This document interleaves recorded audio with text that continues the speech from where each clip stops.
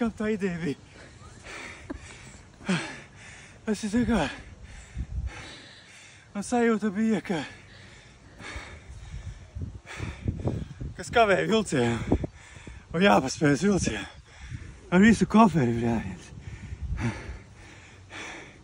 Nu vēl var salīdzināt no tiesas nama uz tiesas namu skriet. Bet saprotu, ka nebūtu laba doma. Pasaulē ātrākais jurists.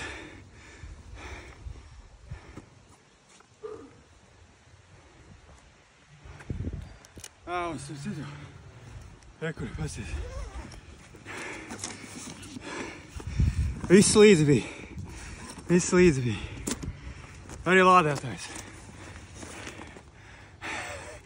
Un vēl pagaid. Vēl man bija līdzi. Telefons arī bija. Un vēl bija.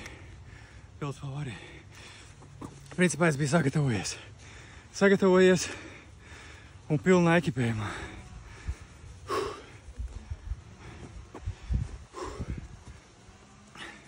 Otra puse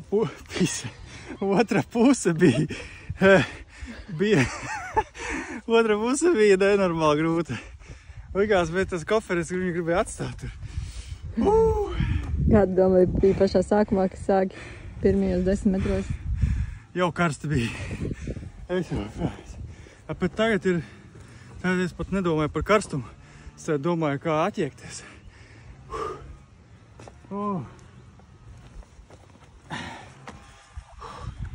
Zin kā, šitā skrienot uz tiesu, ja, padomāt nevar.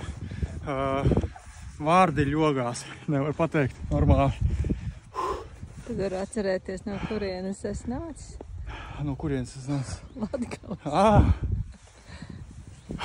Nu, ņīvļa, ko tad darēsim? Joskriņ vēļreiz? Nokušu reizi rekordu labošu. Neko. Čau.